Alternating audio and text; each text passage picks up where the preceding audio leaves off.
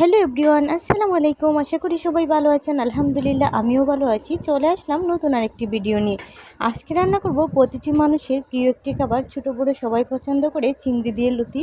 এগুলো ছিল দেশি চিংড়ি, বিলের তরতাজা চিংড়ি।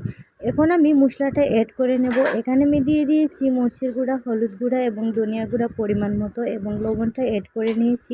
এখন আমি মশলাটাকে ভালোভাবে কষিয়ে নেব। মশলাটা যখন আমার কষানো হয়ে যাবে, দেখুন তেলটা বেশি উঠেছে, এখন আমি দিয়ে দিব চিংড়িটা অ্যাড করার পর আমি কিছুক্ষণ চিংড়িটাকে ভালো করে কষিয়ে নেব, কারণ মশলাটা যত বেশি কষানো হবে রান্নাটা খেতে তত বেশি মজা হবে।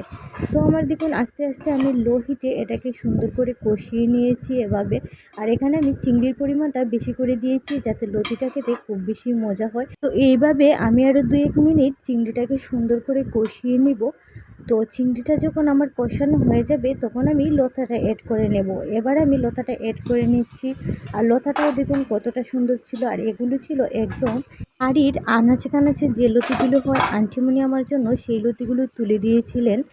আর এই লতিগুলো খেতেও ছিল খুব বেশি মজা। তো আমার রান্না অলরেডি কমপ্লিট হয়ে গেছে। দেখুন দেখতে কতটা সুন্দর লাগছে।